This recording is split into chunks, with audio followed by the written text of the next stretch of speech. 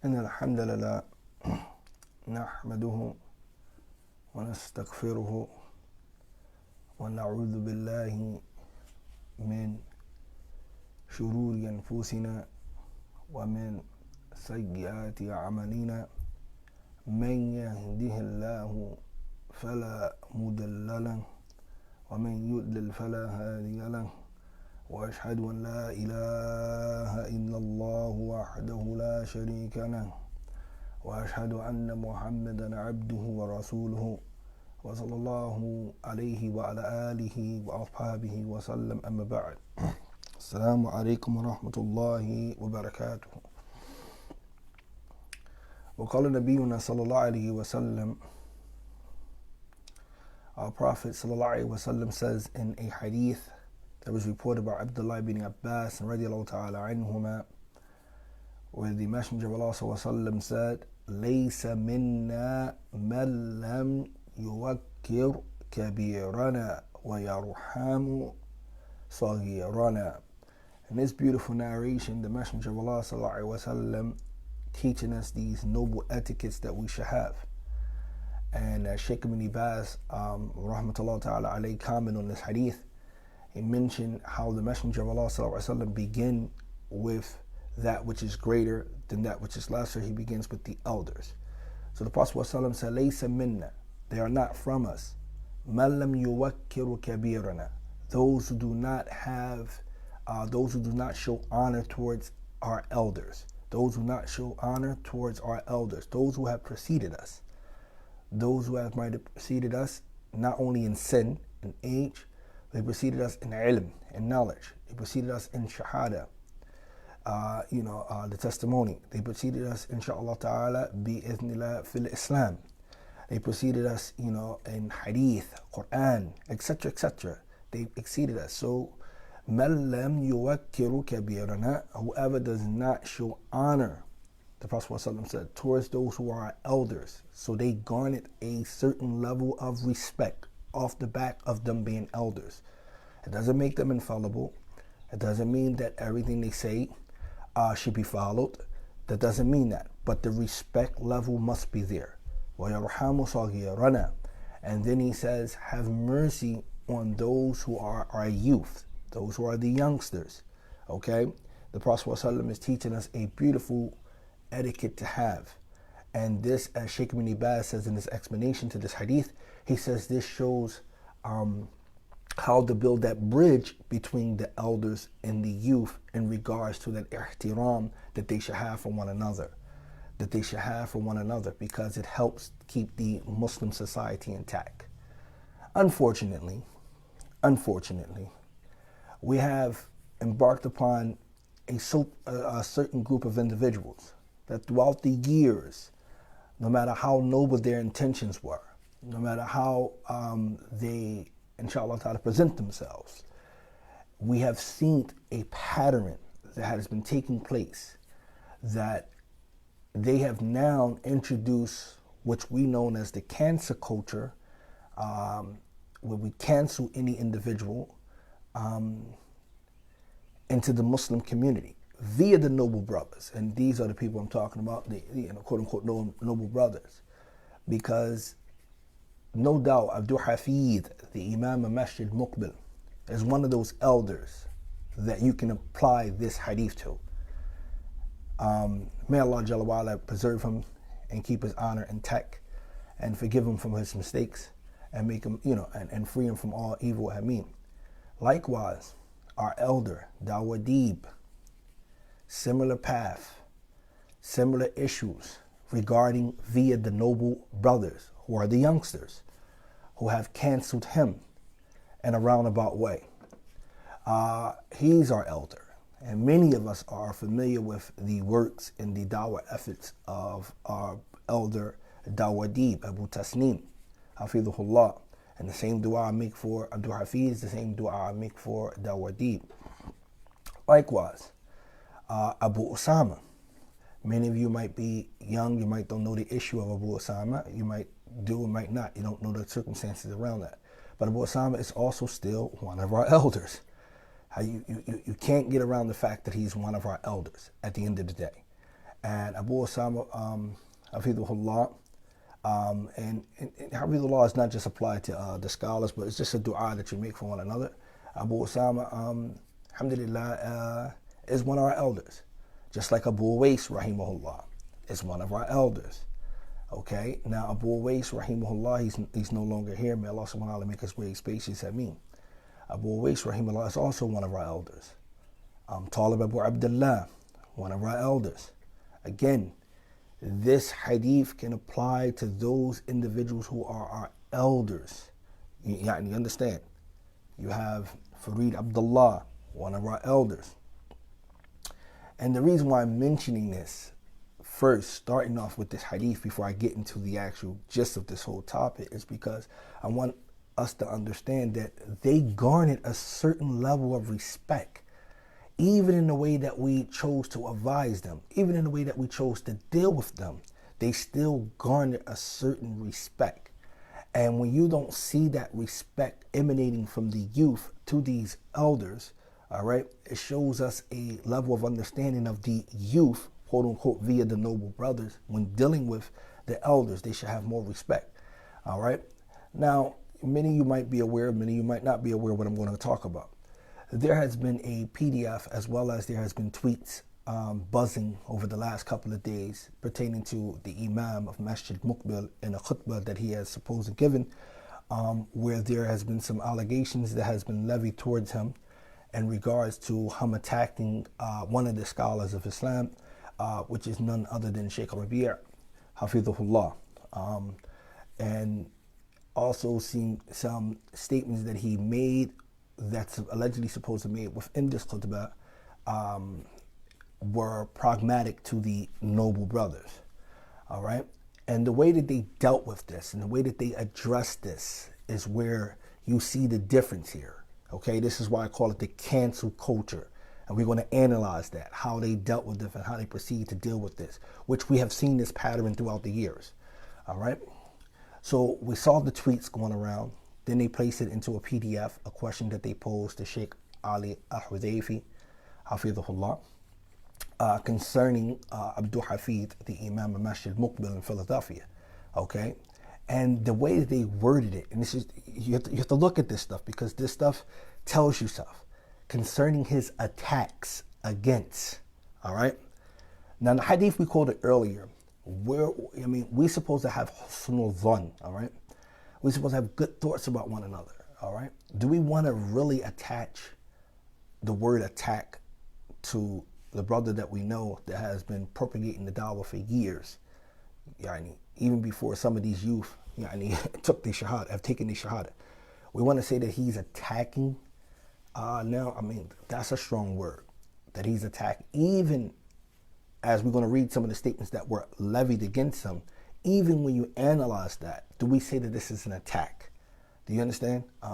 So they mention that. Then you have Abu Hassan Malik, who comes out of the warworks whenever there's fitna. This is known to be his MO. So he gives a talk where he goes, he gets passionate. He's a very good, excellent speaker. And he gets passionate, all right? And then you have Germantown, you have most of the brothers, they retweet this stuff and they re-put it up and they, congratulate one another, because they move like that in a circle, in a crew. So they hype the talk up, whereas though he was so passionate about there is no way you can have love for Sheikh Muqbil and not have love for Sheikh Rabi'. If a person is going against Sheikh Rabi', there's no way he can still maintain his love for Sheikh Muqbil. And he was going so passionate about that, and it seems like to resonate with the youth, because they want to hear that fiery speech when it's against one another, though. It's unfortunate, because he's giving this speech against Abdul Hafid. That's what he's giving his speech towards. That speech, that Raleigh speech he was given, in terms of that, he's talking about Abdul Hafid. So, you have to think about that,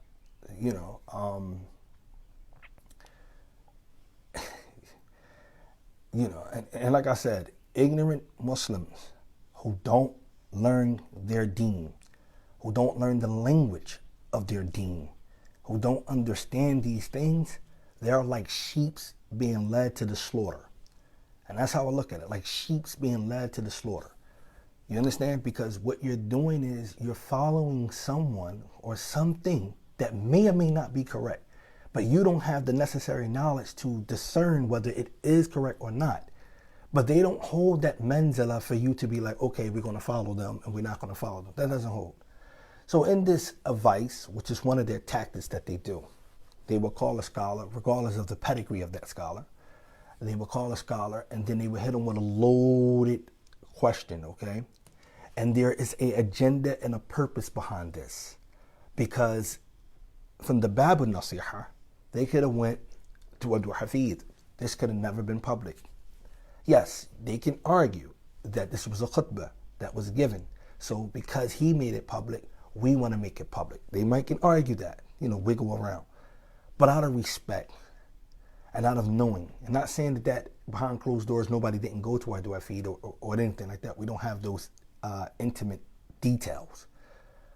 But this can never have surfaced. Because at the end of this article, I want you to just take a look and you will get the purpose of this article, right? At the end of this article, right? By the way, it's 16 pages, by the way. We're not going to read all of them. I'm not even planning on reading all of that. But at the end of the article, I want you to pay attention to this last thing, so you can probably get to see the objective of this article in the first place.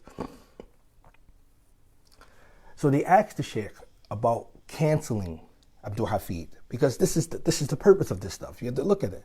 So the answer, I don't know how we get to that, but they answered the Sheikh. They asked the Sheikh the question about staying away from Abdul Hafid, his classes, and so forth, right? So the brothers are asking about this khatib. Should his sittings be attended? I see that he be advised and matters be clarified to him. This is the Sheikh response. And he be taught. Perhaps he's in error, but will bring himself to account. May Allah bless you all. This is what the Sheikh is saying, right? But the Sheikh is only responding to a question that the brothers are asking. Then they say in parentheses, the Sheikh added, in writing after this recording, I advise them to counsel him. However, if they find him persistent upon his way, and they can find other Salafi masajids, then they should leave him and go to the other Salafi masajid. Basically cancel him. Do you understand? Basically what? Cancel him. And you have to look at that. All of this stuff, you have to look at it. This is a tactic. You understand? This is your elder. He preceded most of you guys in Islam. You understand? Most of you guys in knowledge.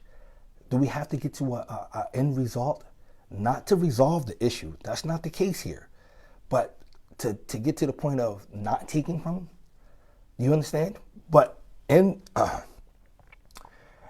funny enough, we have to understand some real highlighting points I want to discuss here. Okay, one of those points is, the scholars do hold a certain place in the community, in the Muslim world, in the Muslim Ummah. The scholars, they garnish a lot of respect due to the praise of Allah Jalla wa Ala in His book, Shahid Allahu annahu la ilaha illa huwa wal malaikatu wa ulul ilm wa ulul ilm wa malaikatu. Allah Jalla wa Ala mentioned that they're ulul ilm. So the people of knowledge, they do garner a certain respect. إنما يخشى الله من عباده العلماء. That only those who fear Allah subhanahu wa ta'ala are the ulama. And there are many ahadith from the Messenger of Allah sallallahu alaihi wasallam showing us the status of the scholars. There are numerous, and this is not the time for me to go into those things. So vilifying a scholar, speaking harshly or ill of a scholar without due warranty is something that's not, encouraged. We shouldn't do. We shouldn't speak about any scholar in that manner without justification. You understand? And even with that, it still should be done with some certain respect. Unlike the noble brothers, the way that they speak about Sheikh Yahya Hajuri, he's no longer a sheikh to them. They just call him Yahya Hajuri now, and no one talks about this. It's just we can't say nothing about that. I mean, regardless of any errors that might have been put forth or anything that were refuted, how did you remove him from being a scholar? I mean, at what point did he lose that? I mean, let me know. There's something where as though you can be a scholar, then no longer can be a scholar. I mean, inform me. So it's okay for you guys to say Yahya Hajuri and be disrespectful towards him, and in a disrespectful manner, and then that's okay. You right? But here is Abdul Hafid allegedly making statements because he has, being older than you guys, have seen the dissension, the confusion, you understand? The turmoil that has occurred throughout all of these years. Right in his city, he have a bunch of different people who will stop at his masjid. We're talking about Friday now, because if you have any experience of being imam, you know, Friday you get most of the people that, you know, you get a lot of people that will come, that normally regularly don't come on during the week. Yeah, I need to pray from salat to salat. So you might get different groups. You're going to get block boys. You definitely going to get block boys that's going to come in there. You know, boys that's from the block, that's from the street. You're going to get them to come in there. They're going to drop in. You're going to get other guys that's going to come, other people from different walks of life that's going to walk in. So I have this time now to talk to these people. But should I be concerning them with issues of bid'ah? Because this is one of the questions here. No. Take words in their context. Do you believe that Abdul Hafid, and this is for the noble brothers, do you honestly believe that Abdul Hafid is saying that innovation and under no circumstances should be warned against, and that it's a light matter? No, but understand the context and the people he's addressing. Should we busy the commoners who are right now killing each other? Like, you know, it's like it's going out of style. Should we busy them with innovation? You know, this person's off it, this person doing it. Should we busy them with that type of concept? And they don't even understand Fardu Ain, those things which is an individual obligation upon them. I mean, should that take precedent over that? Honestly. And think about it, should we shove this down their throat? Yeah, this masjid and that masjid you want to stay clear of. You want to, this individual you want to stay clear of. But this guy, at the end of the day, when he walk out from that masjid, and I'm going to be 100 a bean with you, he's going to cut his music back on. He's going to contact whoever he's going to contact, bottom line. And his mind is saturated with that. He don't even know the preliminaries of his own deen. So you got to know, I want to concentrate him with, you know, just don't take from so-and-so. And then you have conversations with these people, right? You have conversations with them. Like, we got to keep it real with ourselves. We have conversations with these people, right? Oh yeah, Dawah D, we can't take from him no more. And you say, okay, ain't the dalil. Where's the evidence we can't take from dalil? Oh, some of the noble brothers got it. Some of the brothers have this evidence with them. That makes sense? Does that make sense? That someone you ask is telling you that you have to stay clear from someone. But when you ask them the evidence that is levied against that person, they tell you, oh, the evidence is with some of them. And this is where that culture comes in. And it's okay because it's sheep's being led to the slaughter. People talk like this. You understand? And they're not even thinking the fact that they are dishonoring Dawah Deep.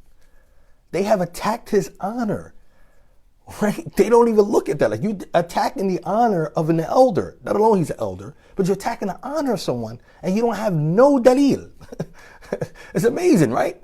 But the youth are not programmed to think that. So Abdul Hafid, being a khatib and an imam, and understand I got these different dudes from walks of life walking into my masjid on Friday, you know, do I want to busy them with the concept of bid'ah? Do I want to? This is what I want to call them to? No. I want to take my time out seeing the friction that stuff causes? No. You know, and you have to take in the context. So here they mention a statement of Abdul Hafid that he made allegedly in this khutbah, because I don't know if any of the no brothers was actually there. They might got some reports back from someone who was there, reported back to them. You understand? So anyway, this is all loaded in the question that they said to the Sheikh Ali Hudayfi. This is what they do. They go find a sheikh. We don't know his pedigree or not. They go find him. And I'm not dishonoring the sheikh at all. But I am going to say what one of his peers said. I am going to say what one or two of his peers said. I am going to say that. So I'm going to protect myself because I'm not going to speak ill of Sheikh Ali Hudayfi. That's not my way. I'm not going to disrespect any scholar. But I am going to say what his peers have said. And from amongst them is Sheikh Salih Suhaimi, hafidhullah, that it is binding on any scholar when questions come to you that you verify those questions. That you verify, because people have agendas. Hearts are dark. People load questions and they have purposes and agendas behind them. Why are you really asking this question? What are you really trying to get out of this question? And we see the outcome of that. And you have Sheikh Muhammad Mahdi, who's no longer a sheikh, who's no longer their sheikh no more. I mean, we remember the reports from Abu Khadija and the likes, who was, Sheikh Muhammad al-Hadi was the fourth horseman. We remember all these statements, right? But no longer he's there. He's no longer there now. Why? Because he got wind of how they really move.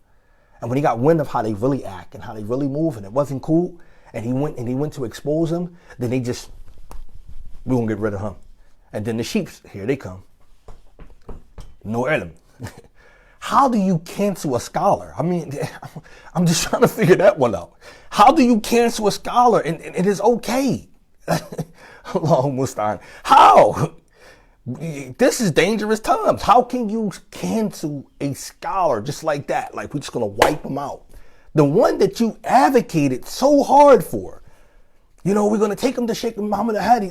We heard all this speech. I mean, we saw the tweets. We heard the classes. How can you cancel him now, right? So this stuff that makes you really think, right? Think about what you're dealing with, okay? So you can understand what's being presented in front of you. So on top of that, they said that he says here, right?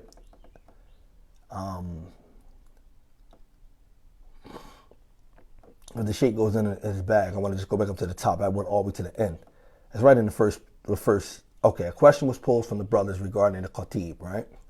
They talking about Imam Ad-Du'afi because they said in the beginning of the talk. However, I only focus on specific points. This is the sheikh speaking now, right? I will shed light upon that. All right. Here it is. This is one of the statements that they said that Ad-Du'afi said in his khutbah. It is not upon us to worry about the innovators and their actions. Okay. Now. All right. Okay. This statement in and of itself, again, the context now. What was Ad-Du'afi alluding to here? Just think about it. I've been an imam for 8 years. And I've been in one of the worst parts of Philadelphia, if you want to say. The most drug-infested place. We even called a nickname, they called it Gotham. I've been down in Kensington. All right, one of the worst parts, right? You have guys coming there dipping. And Du'afi have had a fair share of that. Guys coming there, packs falling out in the masjid. Like, take everything in its context, right? You got a dude whose feet and elbow is halfway in the streets, right? Feet and elbow halfway in the streets. This is what you're dealing with. These guys are halfway in, if not majority, right? And you're telling them it's not upon them to worry about innovators and innovate actions, as opposed to what? More than them learning about their deen, learning about what Allah requires of them, as opposed to what? Not just a blanket statement telling them that innovation doesn't mean anything. I could have heard that same khutbah or read these same words, and the first thing come to my mind is that I don't get that Abdul-Hafid is diminishing the status of innovation. I don't take from it that Abdul-Hafid is belittling the status of innovation. I don't take that. I just don't get that, because everything else that you know about the man, he's your elder. All right, he had preceded me. All right, he's our Muslim brother. You understand? And I'm going to give him husnul dhan. I'm not going to say that Abdul-Hafid is somehow diminishing the status of innovation. Nah. I would never get this from that. I just would never get this from that. But taking in the audience that is there, taking in the demographic, taking in all of that situation, then yes, I understand what Abdul-Hafid is trying to say here. He's trying to say that Tawheed and all of these different things are more important at the point for you guys to know than you running around talking about what masjid you could take from what masjid you can't. I understand that. That's clear to me. That's clear to me. That's really clear, because what? Think about it. We got individuals who are doing all types of fisk on a daily basis and come to the masjid, right?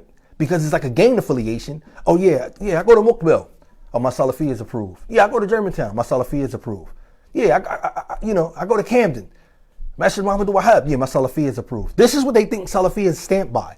Going to a masjid or taking for some youth and thinking like, this is my Salafiyah. They don't even understand that they got nothing to do with nothing.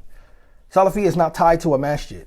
Yes, and I heard other scholars mention the hadith of Abdullah ibn Umar. I was on a three-way when one brother was talking to one scholar and he was using that proof as showing that, you can tie it and this and that. However, that means I don't have to take it because this sheikh said it.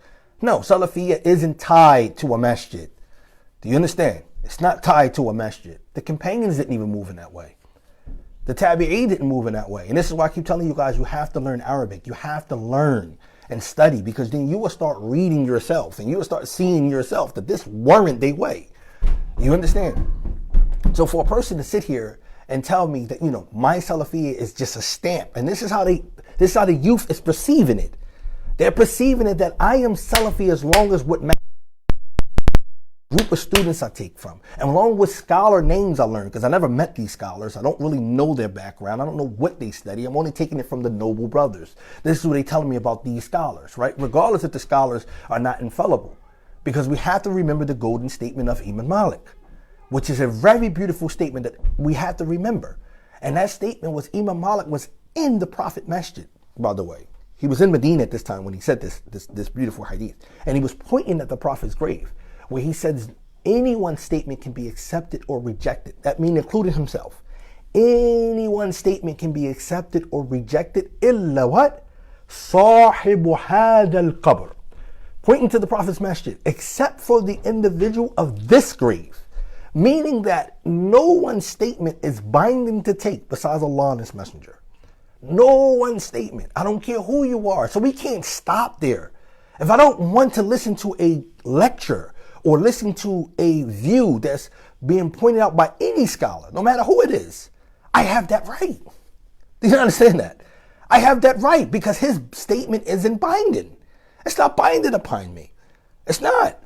But when people see, we have a group of young people who are pushing the da'wah and pushing certain scholars on us in the West who don't have any authority in the West. Yes, and I was there. Yes, I was there personally when this question was posed to Sheikh Salim al-Tawil about the understanding of the respect that the scholars of the West, of the East, in regards to the deen and being here in the West.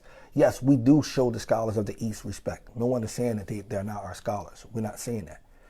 But in all retrospect, if we're going to be honest, they don't have authority here. They don't. Not in the West, they don't. They don't. That's just honestly. But when it comes to the affairs of the deen, yes, they can. We should consult them. If they are the knowledgeable scholars, respected scholars of this deen, we should consult them.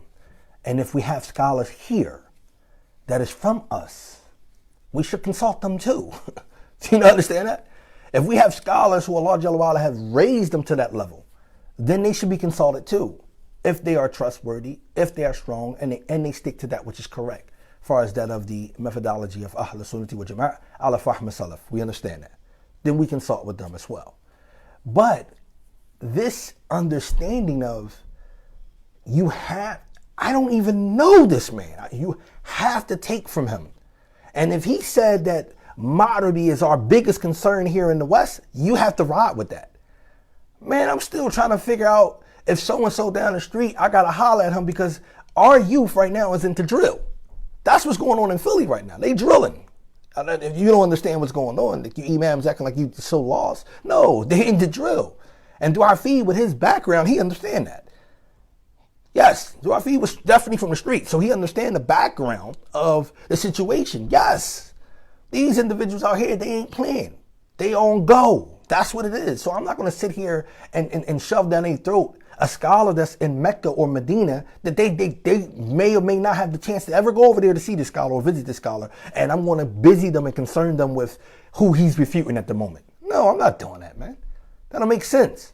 I'm going to let Tawheed take root in their heart so that maybe when that conversation does come up, maybe when those issues does come up, they already have the basics that they need to work with to move along, to help them. What's going to make them say, you know what, I can't take another life? Allah says, لا تقتلوا النفس التي حرم الله إلا بالحق. All right, this is what Allah says. You cannot take a life without due justice. You can't take a life. What's going to etch them in their mind? So-and-so masjid you can't take from, or understanding Allah Jalla wa'ala and His haqq over you. Understanding Allah subhanahu wa ta'ala and His punishment that He met out towards those who kill unjustly. Which one's going to take right? So when you hear a statement like this in the khutbah, that innovators and their actions is not of worry and concern, then understand that there's an underlining message here. He's not belittling innovation.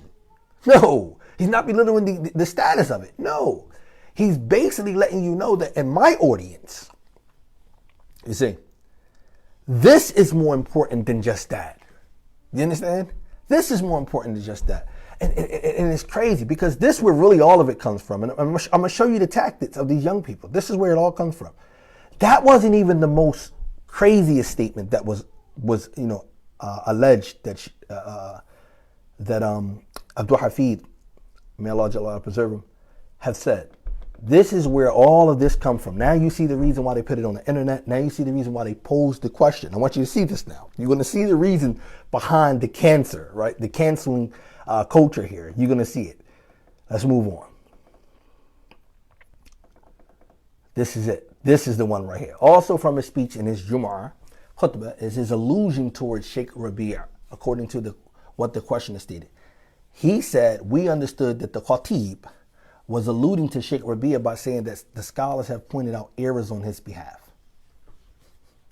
This was the crux. Do you see? I'm gonna bring it to you full circle here. The issue was Sheikh Rabi' Abdul Hafid, by the questioner now, to the Sheikh, did not mention Sheikh Rabi'ah's name. This is from what we're seeing here. From this 16-page PDF, we're seeing that Abdul Hafid did not mention Sheikh Rabi'ah's name at all. But the questioner is saying this is what he understood that Abdul Hafid was alluding to, right? That's a point that I want y'all to pay attention to that, right? He did not mention Sheikh Rabi'ah's name at all, right? So it's not even mentioned that he was direct about it, right? So now you take something that you perceive as a listener back to a scholar based off of something that wasn't even said direct, that you saying, yeah, he only could be talking about him. He only could be saying this about him, right? Okay. All right. That's just one point I wanted to point out. Now, the other point I want you to see here, right, is that these brothers, the noble brothers, and I'm sorry, when it's the haqq, I have to say names. I'm not sugarcoating that. Somali and his ilk, Abu Khadija and their ilk, Abu Hassan Malik and their ilk, all of those guys, when it comes to those who they latch on to have some type of authority here in the West, they give them some type of prestige here in the West, do you understand? Then this is what they push. Oh, he spoke against Sheikh Rabi'. If you don't want to believe me, then ask them why they felt out with Abu Yusuf Khalifa. If you don't want to believe me, then ask them why they felt out with our elder Dawah Deep. You don't want to believe me, ask them why they felt out with half of anyone. Even with the Masjid al Hadith. We knew what it once was. Look at it now. Ask them why they felt out. Man, open your eyes. Ask them why they felt out. If the issue is clear cut, because soon when someone says something against that authority, not even Sheikh Rabi' himself, because I don't got Abdul Hafid. I'm just saying out of the good thought I have, I don't got him blatantly disrespecting Sheikh Rabi' or any scholar of that matter. I just don't. For everything I know of him, I don't got him just coming out disrespecting a scholar. That's just, we're not gonna put that there. And according to the questioner, he never said whatever scholar he's talking about, what's the name? And then on the flip side, now let's look at it. On the flip side, again, to pay attention. Sheikh Rabi' is not infallible. Even the scholar is going to respond. Sheikh Ali Hudayfi is going to respond on that statement in his response to this. All right, we know that he's not infallible. Okay, now if you're dealing with a bunch of individuals, noble individuals, right, who are pushing a perspective and a view of one scholar or a group of scholars here in your country, and that we only have to go by his jar, his criticism, his this or his that, how would you be when you rail against that to wake up the masses? You will understand that there are other people who literally warn and who literally criticize Sheikh Rabi'. That's true. I mean, that's a true statement.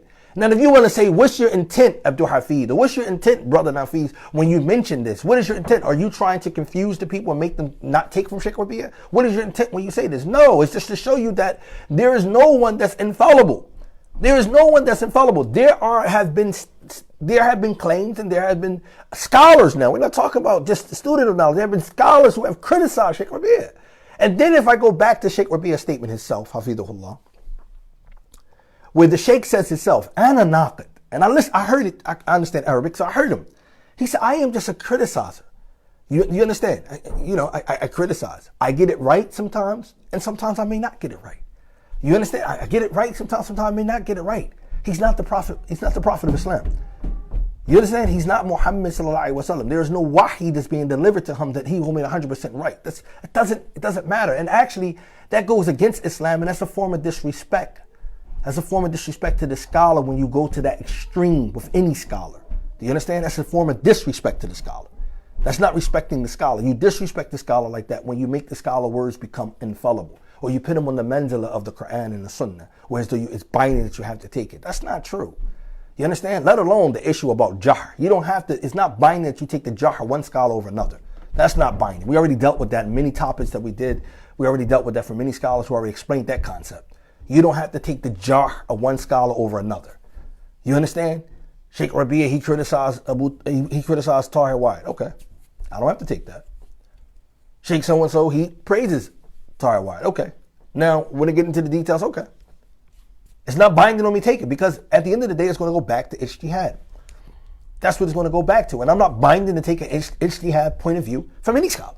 So that here and there, and this is not coming from my kalam anyway, by the way, this is coming from another scholar in Mecca who actually written a beautiful book explaining all of this so that we can understand this. Do you understand that? So that we can really get the understanding that it's not binding on us to take that. So that's not coming from Nafis. I'm not speaking, put my chest up now. I'm just telling you pretty much I'm speaking with the understanding of how the ulama is explaining this stuff to us. So anyway, so even on the side that, let's say for example, he mentioned this. He's mentioning this because he wants the people to understand that Sheikh Rabi'a is not infallible, and everything that comes from the noble brothers via him is not binding on the Jama'at here. It's not. That's not the issue here. I understand where Hadou Hafid is coming from, and I'm not even with Hadou Hafid. You understand what I'm saying? Because it's clear. But for someone like the questioner who have some illness in their heart, you understand? And they want to do the cancel from the first place, because this is why they wanted this to go public. And then when you got Germantown retweeting it, that let me know that you got the illness in your heart too. And then when you got Abu Hassan Malik coming out to stick his chest up because he only come out during times of fitna, then you got the illness in your heart as well. You understand? So this is what we want to do. So now you're trying to cancel an elder. This is what you want to do. How anyone is going to read this? I read a 16 page. At the end of the page, it says if he's not advised, if he don't accept counsel, meaning in other words, he don't bow down to the way that you guys want him, and you're satisfied with his, retracting whatever he said. He doesn't make a public, bayan or a retraction and so forth, right? According to what you guys are saying, right? And then, right? So ask him about Dawadi. We're still waiting, right? Ask him. Ask him, could we take from Dawadi our elder? Hafidhullah. Go up there and ask him. Ask any one of those guys. Ask him. I guarantee you, oh yeah, we're still waiting. Go ask him. Waiting on what? What are we waiting on? Who are we waiting for? The deen don't work that way, man. The deen don't work that way, man. I don't care, like it who like it, not like it who like it. I don't care what you say. These guys go out of their way every time. Tahir Wyatt. Oh, see how he associated with people who are dealing with such and such. Oh, see how Tahir Wyatt is not saying nothing about such and such. See how Tahir Wyatt, they go out of their way. Like you can't tell me this ain't trolling. You go out of your way to do that. Like, come on. When you stand in front of Allah, he's not going to ask you about Tahir Wyatt. And he's not going to ask you about this, that. That's not going to happen. You go out of your way. You got out of your way, man, just to make this clear. Okay, you don't bang with him, you don't rock with him. Okay.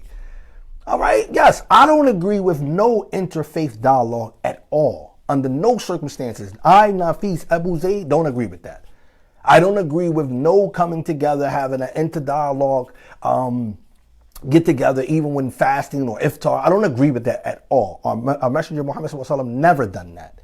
Never. In any conversation that we have about the Prophet ﷺ and any of the other different faiths, he did the mubahala. What did he do? He had them come and say, yeah, come. I bring my sons, I bring our daughters, I bring my wives, and you bring your sons, your daughters, and we invoke the curse on Allah and see who's telling the haqq. I don't agree with the interfaith dialogue. I never will. Right?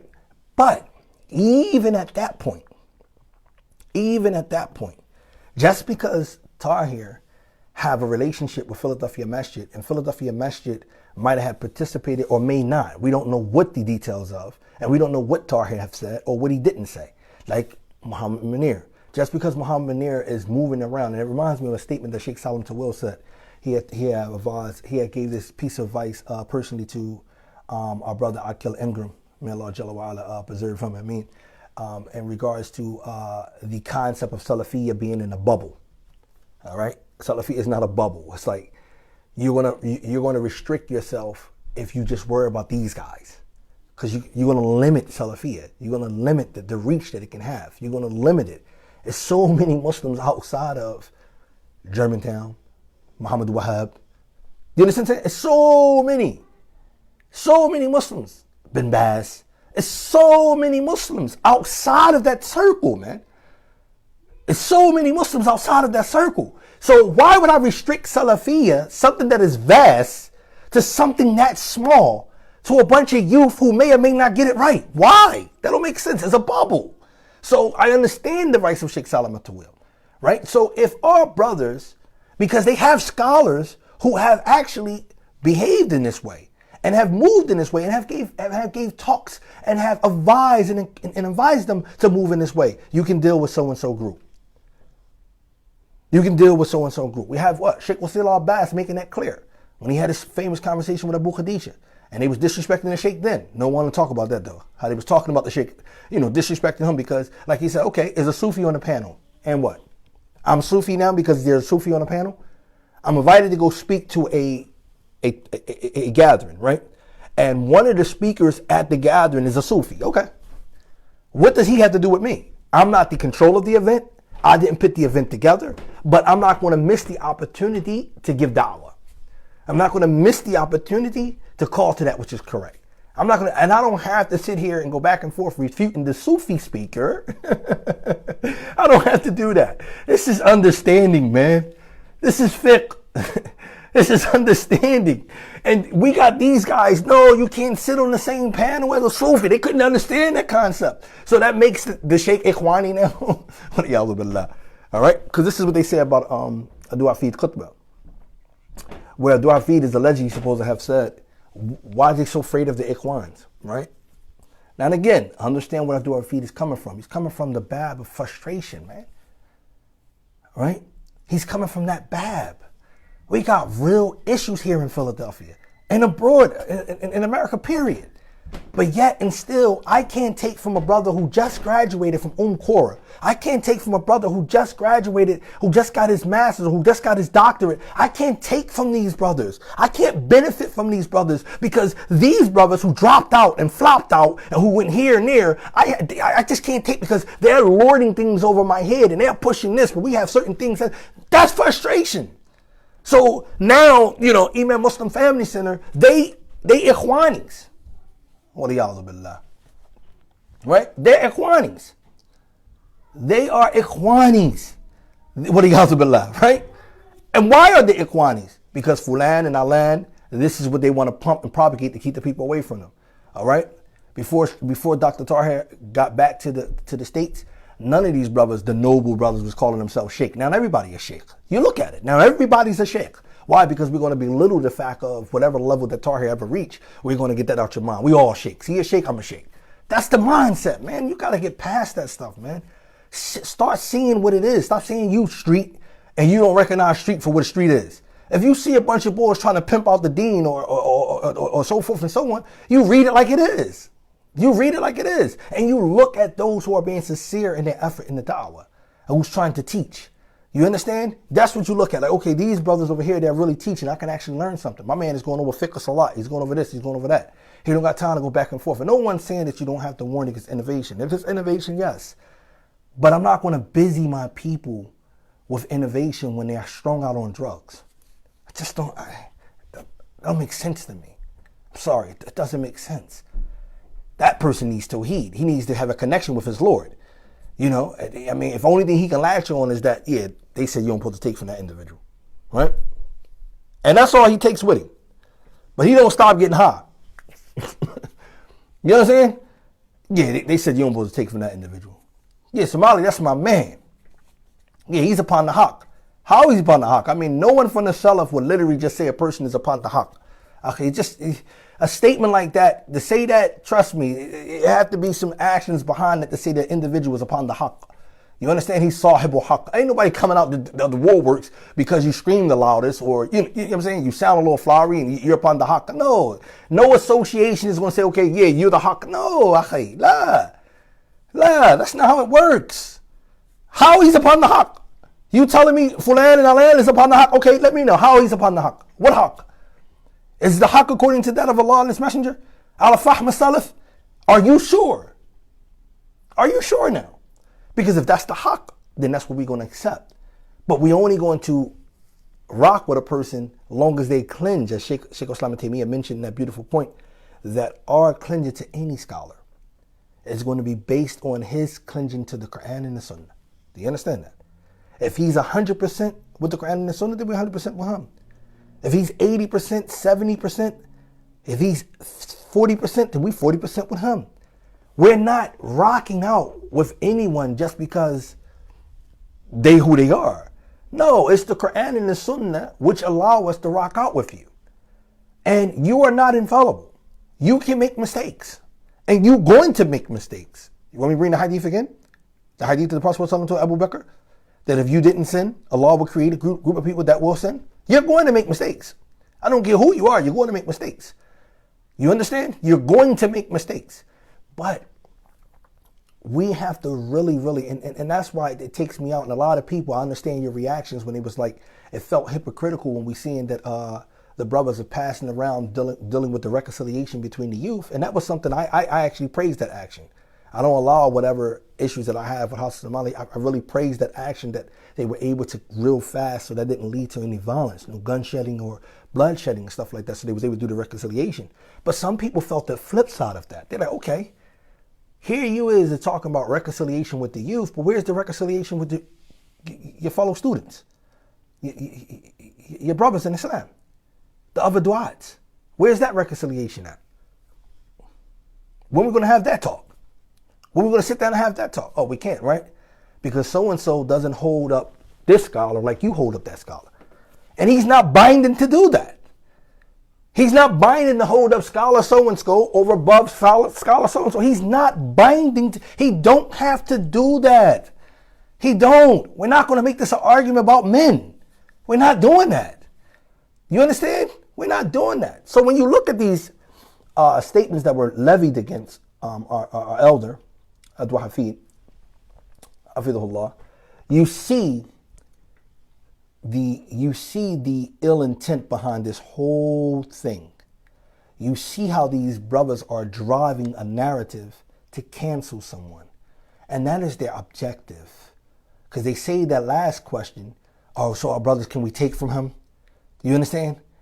That's the ultimate aim, not to take from him. And you're going to have some sheep from amongst us running around because they saw the 16-page article or a tweet, right? Or a post on Instagram or Facebook about Abdul Hafid. And that's all the sheep need. And then they're going to run around and say, you know what, we can't go to Mukbil no more. Look at it, bro. You really have to look at it, man. Muhammad Munir Mufti, nickname that they gave him, our brother, Hafidhullah, he made a beautiful statement. He gave a talk a while back in the house of one of our friends. And he was giving the speech of Sheikh Islam Taymiyyah about people who oppose one another, those who go to extremes. And Ibn Taymiyyah was explaining, as Muhammad Munir was translating, and he mentioned how these opposing groups, they wind up turning on themselves. And that's the truth. You see them turning on each other. Just watch. You ain't see it? Just watch how many scholars they have raised and then they have belittled. How many brothers, they used to be with them, they're no longer with them. How many this, that. Just watch the pattern, man. Look at the pattern, man. If you think Islam is what these guys is propagating like that, like, come on. And it's crazy because Tahir is teaching the same stuff. Mufti is teaching the same stuff. Imam Muslim Family Center teaching the same stuff. Wallah, you can't make this stuff up. I don't care who you can't make this up. They're teaching the same stuff, right? To the people who, quote unquote, supposed to be the innovators, they know that these people are teaching the same stuff. They're teaching the same stuff. So at the end of the day, you're like, well, so why we can't take from them and we can take from you? And they got the better education than you, and they actually succeeded than you. They're teaching the same stuff. It's amazing. And this let you know that people what? People are with this gang affiliated stuff and they act like they're not. Oh, that's just my man. 100 grand, I'm riding with them. Riding with them with what? There shouldn't be no riding with them. We Muslims. You understand? If we all calling to the same sunnah, always rahimahullah, our elder already said that. You say you Salafi, I'm Salafi. You say you take from so-and-so, I take from so-and-so. You say you Sunni, I'm Sunni. So what's the Ishada? This is what the Sheikh said. What's the problem? We all on the same thing. Or we not. That's the point. We all on the same thing outwardly, or we not. Okay? Or we not. No, you're not going to bow down to me. You're not going to take this, here, this. You're not going to take that. That stuff ain't helping nothing with the youth in the streets, man. Any youth get a whiff of this in the streets, all he see is the same thing going on in the hip-hop culture. Same thing going on in the streets. Any youth that get a whiff of this stuff, man, they're going to see the same thing. Same exact thing. Oh, these dudes ain't no better than these guys out here in the streets. They set tripping. Or they this tripping. Or they that tripping. These guys is crazy. I ain't got time for that. They ain't hear that. And so people go where popularity is at. So you understand? So Germantown throughout all these years have reigned with popularity. And it has. So people go there. So it's okay. I mean, I come to Philly, I'm going to go to Germantown Mashy. I mean, this is where everybody been talking about. This is the hype. So they go to that popularity. But that don't mean the hawk is 100% untainted there. That doesn't mean that. And that doesn't mean that, you go here or go there, that it's untainted. No. Until our brothers stand up, and I'm talking to you noble brothers now, until you stand up and stop this stuff. Stand up. Respect your elders. Respect your elders. Stop twisting someone's words. All right? Stop trying to get a ruling against one another. Stop outing one another. Have some true reconciliation. It doesn't mean you're not going to get no recognition, because your true recognition is only with Allah anyway. No matter what your name is in the dunya, you have to worry about what your name and your standing is with Allah, not the dunya. You understand? Some of the biggest names that we know of have problems in their Aqidah. All right? One of the biggest names that we know of that's in the spectrum of da'wah have issues with their Aqidah. The main problem thing, we know this. All right? And that doesn't mean nothing. So you want to make sure you're standing with Allah. Stand up and have a true reconciliation with your brothers. All right? Not because they don't agree with this and agree with that, they don't agree with this, don't agree with that. And if you can't get together for whatever reason, and I'm not naive, and if you can't get together and you can't reconcile like, on that type of level, then at the least, keep your mouth shut towards your brother. Don't harm him with your tongue. Don't slander him. Don't follow up his mistakes. Don't do X, Y, and Z. You understand? Don't do all those things. Let that brother go ahead and continue, because he have a judge already, and you're not his. And he's not your judge. He has Allah. And Allah is Jalawal is Ar-Raqib. He can see, and he's As-Samir, and he can hear. So trust me, anything that brother doing, that's slipping up or doing this, he's definitely not getting away with it. وَلَا يَظْلِمُ رَبُّكَ أَحَدًا. Your Lord Jalla wa'ala already says that he's not oppressive to anyone. Allah is not letting nothing go by. All right, so you don't have to worry about that. Stop following up each other's mistakes. When I saw this and the brother sent it to me, I didn't even read it at first, to be honest with you. I didn't. When I saw the different tweets that the brother was sending, and I texted the brother, but I said, I don't really get involved with this type of stuff. But then when I actually got to sit down and read this, I'm like, oh, this is crazy. This is really crazy. Like, these brothers they not stopping. They just keep going on with this sick stuff. You understand that? This is sick. This is poison. And then if you want to go a step further, how would a person view? And this is why people got bad tastes. And I'm going to keep it real. This is why people have a sour taste in their mouth towards these scholars' names. When you hear the name Sheikh Rabia, you always think of fitna. Why? Because these guys, they bring that up. But this is like, you can't even appreciate the good that the Sheikh have done, or you don't even want to learn what the Sheikh have done, because all you keep hearing, Sheikh Rabia this, Sheikh Rabia this, Sheikh Rabia that. I mean, these are sour tastes. The same thing here. You hearing Sheikh Ali Hudayfi not vetting this question, which his peers, like Sheikh Muhammad Bahadi and Sheikh Salih Rahimi said, they should have vetted this question.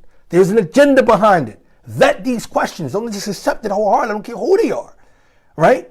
It leaves a sour taste when you say, okay, that brother, I mean, Sheikh, come on. It leaves a sour taste, man. It really leaves a sour taste, man. I ain't taking from that. You start thinking bad. And that may or may not be good, because it's a sour taste. So we ask Allah Jalla wa'ala to allow us to really see what's really going on in front of us, man. We got bigger problems right now. We got real bigger problems right now, man. We got people right now who don't have the light of Iman in their heart, but they're dressing like Muslims. You understand? They are actually moving around with Muslims. But they will kill you in a heartbeat, just if your Islam don't mean nothing. Do you understand? When you dealing with people like that, who got heart of devils, man, do you not understand what I'm saying to you? These are shayateens that's walking around literally that will put you out your misery. one with no rap. Islam or no Islam, it doesn't matter. It doesn't stop them. When you're dealing with that type of militia, then you really have to really be careful. Our concern now is really trying our best to reach these individuals, to stump out of that shout and try to bring the light of Iman into their hearts. They have to realize that there is a purpose for their life other than what they see. They have to realize that there's more in life other than what, just being perpetrated to them. They have to feel that confidence. They have to realize Islam is there. We don't have time for you guys to be bickering back and forth.